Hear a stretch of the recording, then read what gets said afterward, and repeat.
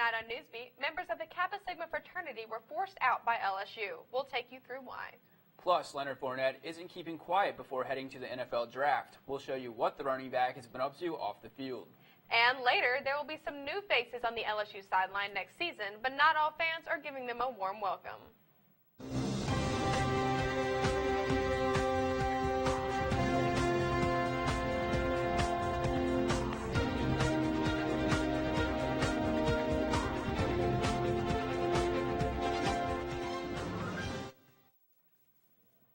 There's another scandal coming out of LSU Greek life. Good evening and welcome to Newsbeat. I'm Larissa Bonaquisti. And I'm Brett Hauser. Thanks for joining us.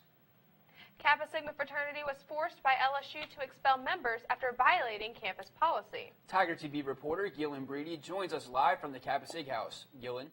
Thanks, guys. Kappa Sigma is the sixth fraternity on campus to expel members due to not meeting LSU's policies. While the specific reason the chapter is under membership review is being held private, Mitchell B. Wilson, the executive director at the fraternity's national headquarters, said that, quote, the chapter at LSU may have participated in activities that violated the code of conduct of Kappa Sigma fraternity. This comes right as Kappa Sig is in the middle of building their new fraternity house, as you can see behind me. Kappa Sigma has already expelled at least 24 members due to insubordination and unbecoming conduct. Back to you guys at the desk. Leonard Fournette launched a website called Booga Nation to buy all kinds of Booga apparel. The name, which is an acronym, is a term Fournette family has used for years, which stands for Being United Generates Attitude. This is a motto Fournette says he lives by both on and off the field. The former LSU running back says the website is more than just apparel. They will also be offering scholarship contests for high school and college students from Louisiana. The essays will need to be at least 250 words and should be submitted to scholarships@boganation.com by July 2017. Fournette decided to include a scholarship to Louisiana students because of the recent cuts to the top scholarship. Following the lead of the walkout last week, the Iranian Students Association decided it was their turn to take a stand against President Trump's new immigration policy. They, along with LSU professors, spoke out today in solidarity in front of the student union. Reporter Allison Brule was there to see how they took a stand. A week after Quad protests, students and professors gathered in front of the union at noon to speak out about the travel ban. In fact, if we were going to ban the most recent terrorists, we'd be banning white Christian Americans. Aronson told the story of a client's struggles as he left his mother and brother behind. His family. Sorry. Whether he would leave his family behind so that he would have an opportunity in this country and hopefully, eventually, bring them with him. The rally did not go as smoothly as expected. This is a joke. This is not the way to fix things. You need to let us talk. I am burning for y'all. Thank you. I appreciate that. All of them. The heckler didn't slow the rally as students continue to tell their stories. Anybody who is minority would like to come to our meetings, would like to participate with us, we are welcome to you. The Iranian Student Association said the event was successful despite the disruptions. The organization will continue to advocate students affected by the seven-country travel ban. Police busted a midnight drinking party inside University Greenhouse this Saturday. LSU spokesperson Ernie Ballard stated 16 people were arrested and none were LSU students.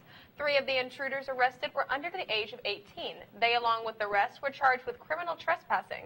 Investigators learned that the teens accessed the greenhouse by using a stolen key. They believe the key was taken from a teen's father who works in the facility. There's been a recent trend in email phishing from LSU emails. Reporter Trey Cuvion explains why you should be cautious before giving out personal information. You may have seen them before. Emails from strange accounts asking to verify your LSU email account. It's one of the most common types of phishing, with a PH, that is. Phishing usually comes in the form of emails. That's what we're seeing right now, but it can also come in the form of phone calls. It's any exploit to get you to give away some of your personal information, your credentials, that sort of things for malicious purposes. IT Services Communications and Planning Officer Sherry Thompson said that phishing has been going on since the beginning of time. Email time, that is. Since email began. So from the very beginning, these kinds of cons have always happened. Recently, LSU has seen a spike in email phishing. Spam bots sending emails pretending to be someone from LSU's IT department. Thompson said when receiving these emails, it is always important to be skeptical. Be skeptical. Be skeptical about any links that you get, any requests for information that you get. Even if it says it's coming from an LSU person, skeptical. If the university does need to verify your email account, Thompson said it will not look like one of these phishing emails. But when we do things like you'll get a link to something, it's very specifically an LSU link, and if it's going through authentication, it's going through my LSU. For more information on phishing, please visit lsu.edu/phishing. For Tiger TV News, I'm Trey Cuvion. You can also contact the LSU Help Desk if you have any other questions or concerns about phishing. Baton Rouge police officers have a new set of rules to abide by. Last Thursday, Mayor-President of Baton Rouge, Sharon Weston Broome, laid out a list of policy changes to be effective immediately. Most changes deal with the department's use of force policy following the officer-involved death of Alton Sterling. Some of these changes include the use of de-escalation strategies and higher officer accountability for the use of deadly force. We gave you a sneak peek last week into future LSU development in Middleton Library, but what does the new master plan really mean for the future of LSU? Tiger TV reporter Emily Dillon has the story. LSU's historic campus has always been known for its quad and the Italianate buildings that border it. But according to the LSU Board of Supervisors, it's time that it's fully restored to its historic state. Is to not only replace Middleton more in the core of the new academic core of the campus, but also to return the original quadrangle to its original intent of that being a green space and a full quadrangle without a building interrupting that. LSU officials are working on a new campus master plan that would demolish the architecturally mismatched Middleton Library and Lockett Hall while creating a new center quad for the southward expanding campus. A new library and quad is proposed to be constructed near the intersection of Fieldhouse and South Campus Drives. The current condition of LSU Middleton Library serves as an example of what long-term budget cuts look like.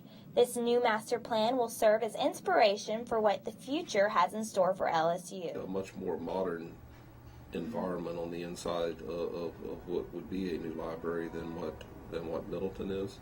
The master plan will be finalized this summer and will serve as a guide for LSU development over the next 10 years. For Tiger TV, I'm Emily Dillon. You can find more information about the details of the master plan at www.masterplanlsu.com. Coming up after the break, we'll show you how commuter parking make it even more difficult. Also, we'll take a look at how New Orleans is recovering following the tornado on Tuesday. We'll be right back. For LSU commuter students, parking may be getting more difficult. Tiger TV reporter Emily Dillon is here to tell you why. The issue of parking is one that LSU students and faculty know all too well. Commuter students have long complained about the daily struggle of driving around LSU's campus just trying to find parking. Some even resorting to stalking other students as they walk to their car or missing class altogether. The tipping point that we've reached is we really don't have additional places to continue to create more and more surface parking, and not to mention, even if we did, the walking distances become further and further. Construction projects have taken up more commuter parking lots, leaving students in uproar. Students have been active on social media, expressing their frustration and demanding that LSU focus more attention on the needs of commuter students. Most of the recent developments, we found ways to overcome that. It's not always as convenient as it used to be. However, part of the overall master planning effort is looking at how we can drastically improve our transit systems. Some students are even asking why LSU doesn't have more parking garages. And the answer? It's expensive. For Tiger TV, I'm Emily Dillon. Foster Hall houses the Art Museum, a subway, and the Museum of Natural Science. It also houses some of the most amazing research on campus. DNA sequencing is the process of determining genomic patterns. Sequencing helps scientists to understand animals better. Recently, the Museum of Natural Science started some new research. Reporter Philip Fletridge has more. The LSU Museum of Natural Science houses exhibits of some of the most interesting and popular animals in the world, but the real work happens below the surface. DNA sequencing is sequencing the genes, the genomes of organisms. So there's 4 letters that make up DNA, G, A, T, and C, and so it's determining the sequence of all those letters throughout the genome of organisms. It is here, in the basement of Foster Hall, where Dr. Chris Austin and his team are working on sequencing the DNA of some of the rarest reptiles and amphibians in the world. What we developed was a technique to help extract the DNA from the formalin-preserved specimens, and then we leveraged these next-generation sequencing technology to be able to sequence the genomes of organisms from these fluid-preserved specimens, rare, endangered specimen species. The research was funded by a grant from the National Science Foundation and allows Dr. Austin to travel to places such as New Guinea for his research. So one of the things that we did was we sequenced a bunch of genes, thousands of genes actually, from these rare snakes, some of which are more than 100 years old. So we're able to not only get and extract DNA and sequence DNA from freshly preserved specimens, but also these really old specimens. And so for those specimens, it had never been, the genomes had never been sequenced and never been placed in the Tree of Life, so that's what we did. The ultimate goal for Austin would be to possibly one day resurrect these animals and to bring them back into the food chain. For Tiger TV, I'm Philip Fletridge.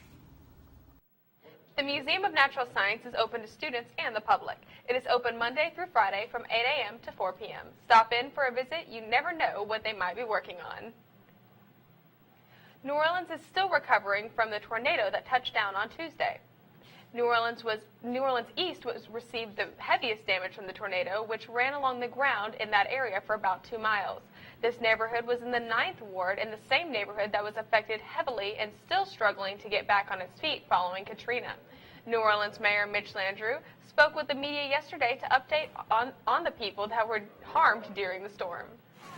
As of today, we have 33 total injuries reported. 5 or 6 are rather serious injuries, but only 2 people remain in the hospital.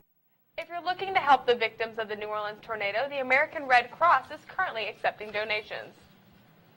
Coming up after the break, Donald Trump is continuing to make big changes in the Oval Office. We'll take you through what he's been up to this week.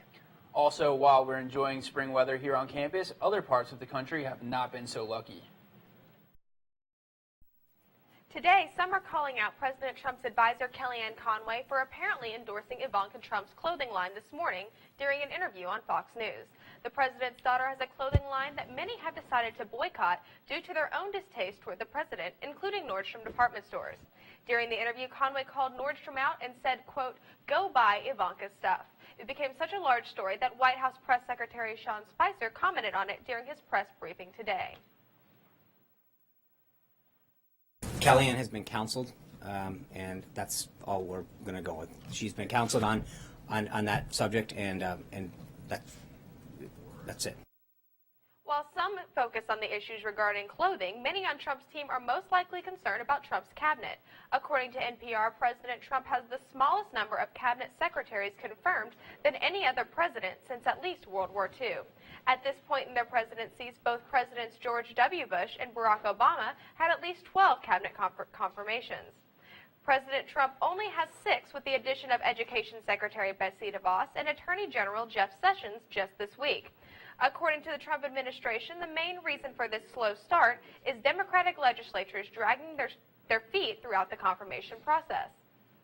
Following the swearing in of Attorney General Sessions this morning, President Trump signed 3 more executive orders, this time with regard to public safety. These executive orders work to continue his law and order agenda he spoke about during the campaign. America faces many challenges. We face the menace of rising crime and the threat of deadly terror. And it's not getting better, but it will get better very soon. It's going to get a lot better. Just moments ago, the panel of federal appeals ruled to maintain the restraining order on Trump's travel ban. They made this decision after hearing the argument from a lawyer that the ban discriminates on the basis of religion, among other claims. Trump, furious with the decision, tweeted in all caps, quote, "See you in court. The security of our nation is at stake." Well, that's all the time we have for political news today, but back to Brett at the desk. Donald Trump is looking for a contractor to set the plans for his wall into motion. CNN's Renee Marsh sat down with the first contractor that the president has reached out to. I did have another graphic. 1 month after Donald Trump won the presidency, he turned to billionaire builder, sometimes business partner, and longtime friend Jorge Perez for help building a wall along the U.S.-Mexico border. Dubbed Miami's Condo King, Perez's company has shaped skylines worldwide. In December, Perez received an email attachment with a message penned by Trump. The handwriting was his that went with the attachment. The email, which CNN saw under the condition it not be shown, was sent from the Trump Organization and signed by Trump. These images resemble the ones in the email. Inside the email was the wall. The 2,000-mile, 30-foot wall with some sketches, and he said, we'd love to get you involved in this. Please give me a call. A patrol road would separate the wall from a secondary barrier. Another email attachment, a map showing the wall extending from California to West Texas. Though the images he received are unlikely the final plan, it's a look at Trump's early vision for the wall. See that ceiling? That ceiling is much lower than my wall. Trump has spoken in general terms about the wall, and the few details we have heard have changed, including that 2,000-mile length. You have a lot of natural barrier and a lot of things. So the wall is 1,000 miles, right? The White House did not deny Trump reached out to Perez for help building the wall. In an email to CNN, a spokesperson said, quote, "We are not aware of any conversations between the two."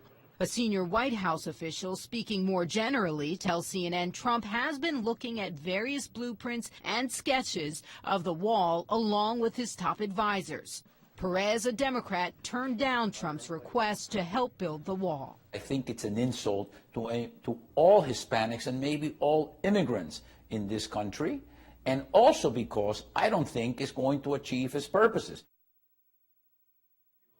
Things may be warm and sunny here in Baton Rouge, but that cannot be said for the Northeast. Flights were canceled and schools and offices were closed with what is being called the storm of the season. One snow-related death has been reported so far in New York's Upper East Side. 1,600 flights have been canceled in New Jersey, Boston, and New York, Boston, and Philadelphia's public schools were closed. New York Mayor Bill de Blasio held a press conference this morning on what to expect with this extreme weather.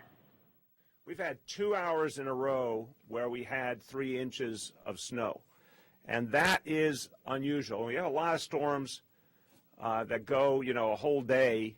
You talk about 1 or 2 inches an hour, but to have 3 inches in an hour, 2 hours in a row, is a really extraordinary level of accumulation. 2 new football coaches introduced today. You'll hear from them when we come back. We'd like to welcome Mickey Joseph as our wide receiver coach. Say hello to Tommy Robinson. He's going to be our running back coach. The LSU faithful got acquainted with 2 new football coaches today. The first, running backs coach Tommy Robinson. Robinson and Coach Ed Orgeron have known each other for a while now. He worked under Orgeron at USC while O was the interim coach. Here's Robinson on why he left sunny California for the Muggy Bayou. And in 2013, I had the most fun I ever had coaching football, and that was with Coach Orgeron. And so I can sit here and tell you a whole lot of things, but at the end of the day, the sell was Coach Ed Orgeron. Louisiana native Mickey Joseph was hired to replace Damian Craig as LSU's wide receivers coach. Tigers looking to fill that New Orleans recruiting void created with Jabbar Jalouk leaving the program. Reports from SEC Country came out Tuesday that high school coaches in the Orleans area were gearing up for a potential boycott. The report said they were upset with how Jalouk exited the program. Joseph, who's recruited New Orleans for nearly 2 decades, shot down those rumors today, saying the coaches were only meeting to educate each other on the recruiting game. I've spoken to all those guys, and it was never a meeting where it was going to be discussed about a boycott.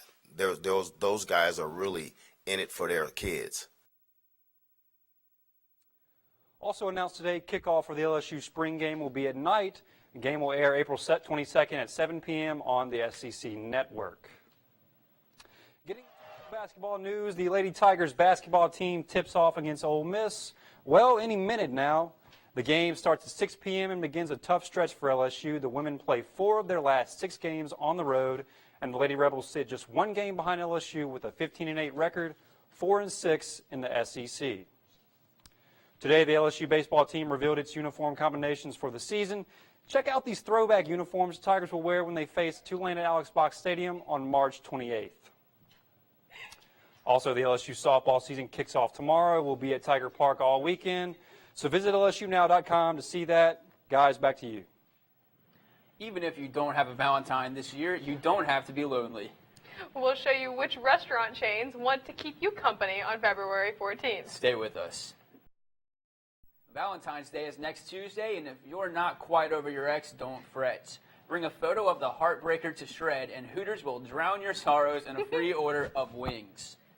Or if you're not quite as bitter, you can make a reservation for 2 at Chick-fil-A and treat your date to breakfast shaped like a heart. That's it for us today. For more, you can follow us on Twitter and Instagram at LSU Tiger TV. We're also always online at LSUnow.com. I'm Laura Sabana-Quisty. And I'm Brett Hauser. Thanks for watching, and have a great weekend.